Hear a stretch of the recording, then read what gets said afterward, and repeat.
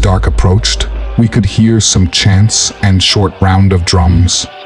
Somebody repeated, "Peace to the great spirits and strength to the warriors." You could also hear the Lord's Prayer recited. Ray had climbed behind the .50 caliber and came on the radio to say knock it off. I told him to cut my people a little slack, as some of them knew they were going to die. It was now completely dark, and the motion sensors Ray's men had placed down by the creek started to go off. Dad came over the radio and said, "Contact 10 or 12 coming up from the creek." His backseater chimed in with, "I count 14 or 15 moving fast from the east." It was then that you could hear his rifle cracking off rounds. And some howls also. Ken was monitoring events from an infrared drone overhead and said, "Groups 1 and 2 open fire. On my mark." He detonated a series of claymores and phosphorus flares, triggering the loudest firefight I had heard since Afghanistan. There was roaring and growling from these things, and then I heard the first human scream.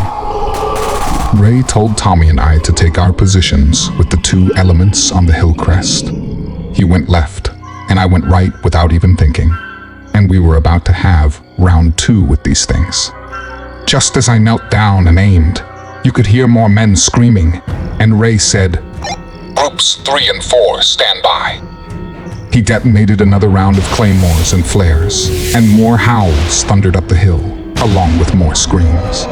As groups 3 and 4 commenced fire, Ray got down with that .50 caliber, and I heard Dad shouting, "A third group is advancing." That's when I heard the sound of rotor blades above. The 2 door gunners laid out and opened up with miniguns, and the roars and howls got even louder. At that time, the screams from groups 3 and 4 could be heard. I shouted, "Stand by for contact," and several blurs appeared about 75 or 80 yards in front of us. I could already hear the sound of Tommy's rifle, and we all opened up. I went full auto and started going for headshots.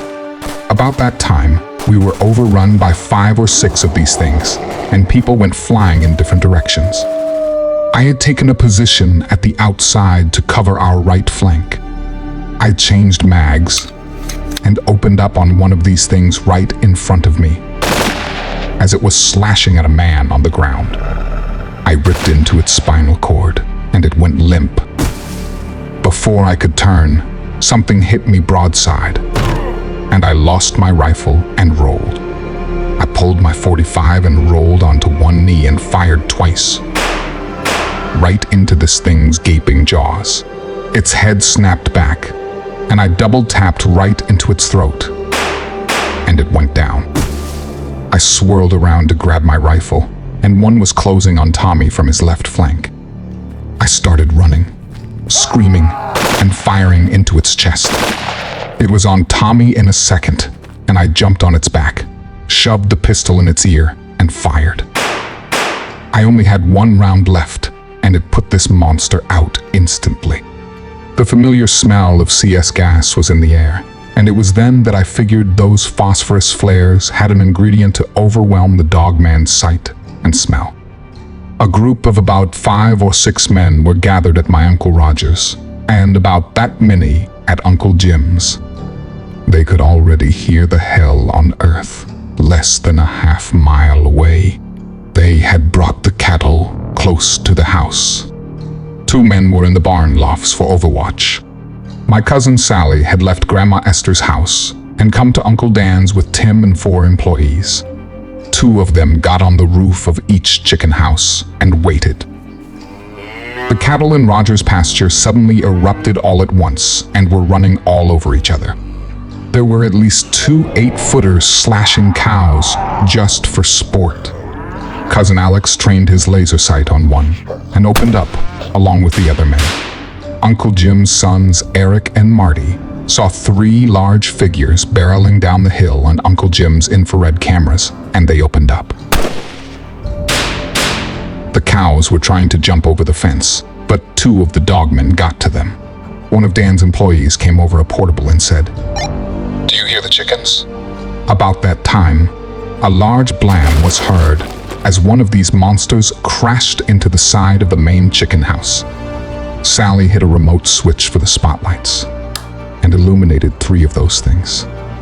She had my dad's AK-47 and she started making it sing. Dad had asked Jeannie's father to take Mom, along with the goats and hens, to his house. Uncle Will had given Dad a pet goat when he was about 5, and the rest was history. You know how they say the fog of war can leave you confused. As seasoned as I was, I had never encountered anything like this. Although things tend to slow down during a firefight, these damn dogs don't. Tommy was cut up and bruised, and I managed to change out mags to my rifle.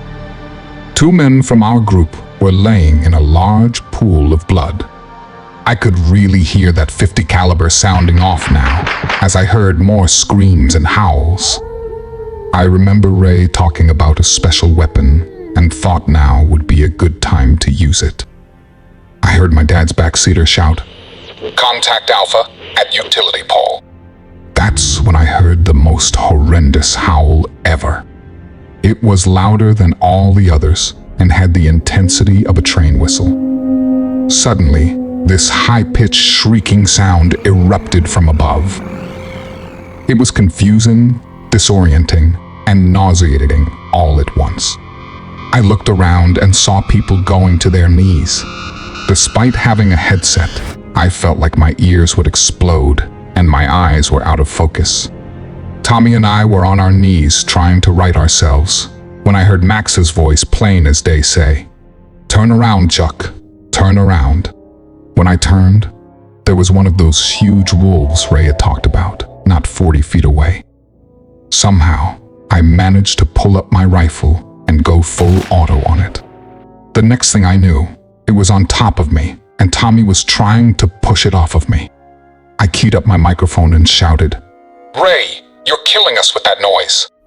Luckily for my folks back at the farmhouses, that high-pitched noise was far enough away that it didn't affect them the way it did us.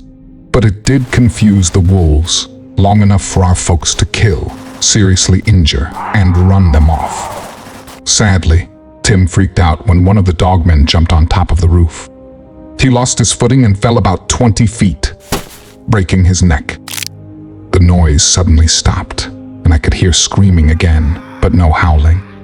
I began to hear snarling and growls now, and men calling out for help. I keyed up the mic and shouted, "Ray, what the fuck have you done?" A familiar voice crackled and said, "Mark your position, Ranger." It was Sergeant Clint Beck. I pulled out my tack light, made a lasso, and heard, "Stand by."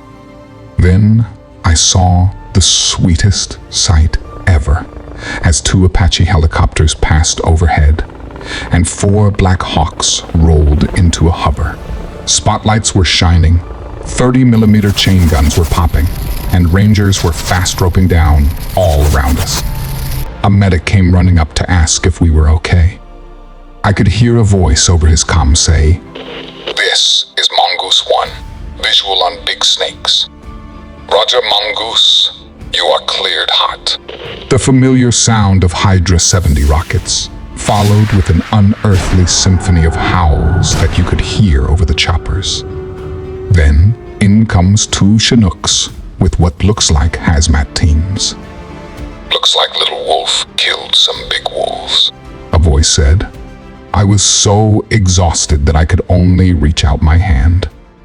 Dad came over the radio to ask if I was okay. I replied, "Oh-rah," he said. He had quite a seat overhead to watch those Apache gunships light up the big wolves as they made a run for it. "Did they get the Alpha?" I asked. He said that somebody had already put him down before the big guns rolled in. Sarge reminded me that I was still a member of the U.S. Army and had not yet officially been discharged. I told him that the last time I thought about that was just before landing at the airport. I heard a voice say, "Outstanding job, Sergeant Wolf." I turned to see Ray all bandaged up with one arm in a sling. "How many casualties we got?" I asked. "Half my men and 10 or 12 of yours," he responded. I hung my head and asked who got the alpha. "Your Uncle Dan hit that bastard with an incendiary after I lit him up with the .50 caliber, he said. Uncle Dan and Uncle Jim appeared then, and I was so happy to see them. But Dan had just gotten the news about Tim. I remembered how happy Tim was that I didn't judge him. Sergeant Beck told us they had to mop up and go set a perimeter around Black Creek Valley by sunup. I told Ray that if any of his pets ever showed up around here again, I would make it my life's mission to put both arms in a sling. He laughed and said, "By the way, I'll be in contact with you and Tommy with a lucrative offer." We looked at each other and said, "No fucking way." About that time, the EMTs descended upon Tommy and I, and off to the hospital we went. The doctor insisted that Tommy and I stay the night for tests, x-rays, and observation. Tommy had some cracked ribs and needed 20 stitches. I had a big cut on my forehead and needed 4 stitches. I got a call from Sergeant Beck, and the official story about last night would be this. The 82nd Airborne was on a nighttime training mission to a deserted area called Black Creek Valley, about 10 miles north of the cattle land belonging to members of the Wolf family. Neither the Department of Natural Resources nor the Forestry Service felt a need to brief the Army about the roundup of the Dogman pack terrorizing the area. When the pilots and team leaders saw gunfire and the detonation of some flares, they assumed their objective and landing zone had been changed. Unfortunately, due to underestimating the size and ferocity of the wild dogs and people being in close proximity to simulated munition explosions, several people lost their lives due to accidents and dog attacks. "Well, ain't that some shit?" I said. Sergeant Beck asked me to be sure and come by for lunch when I came over for my discharge. Jeannie and little Jackie came to the hospital to take me home. It felt so good for us to be together. I told Jeannie it might be time to build onto that A-frame. She smiled with tears rolling, kissed my forehead, and then she said, "An A-frame? Hell, you're gonna build me a new house." Uncle Dan and Aunt Sarah were there to get Tommy also. They said Aunt Elsie and Uncle Greg were heartbroken. I told Uncle Dan to not be so hard on himself. Sally said, Tim was firing a shotgun at those things when he lost his footing, and that gave Sally a few seconds to put several rounds into one, knocking it off the roof. I asked Jeannie if her father took good care of Dad's prize goats and laying hens. "Would you believe my mom has fallen in love with one of those damn goats?" she said. We all laughed. Then Dad walked in and told Jeannie he had traded that goat for her. "I feel like I'm back in Afghanistan," I said. Toby Little Thunder walked in the room to tell us how they had saved his arm. He would be discharged soon to start physical therapy and have at least one more surgery.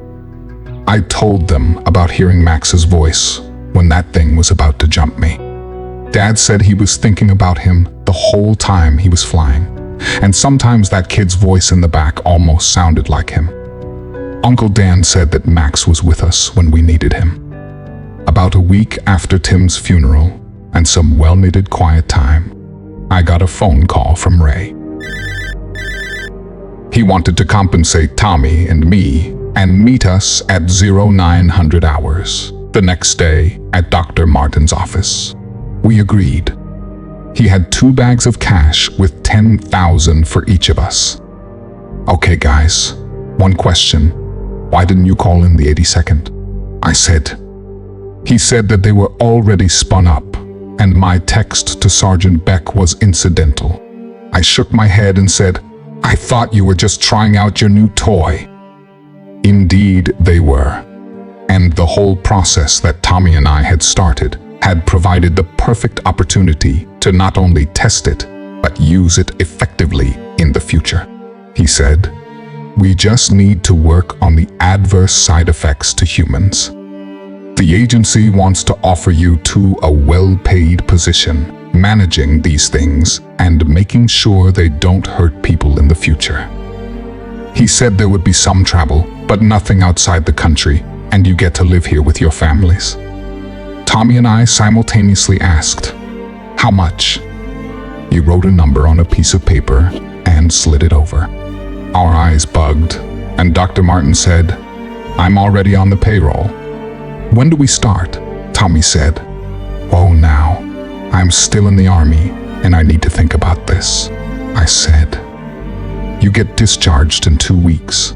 Call me then," Ray said. And then he looked at me and Tommy with a smile and said, "Boys, this kind of work is in your DNA." As Tommy and I started out the door, Ray said there was one more thing he had to tell us. That was, to hunt monsters, you must understand them. To understand monsters, you must hunt them. Tommy and I looked at each other with an aw-shit look and headed home.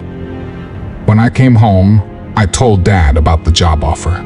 He got this real serious look on his face and said, "Son, it's time I told you about what your Grandpa Jack really did for a living." If you enjoyed this video, don't forget to like and subscribe to Descent into the Unknown for more terrifying stories.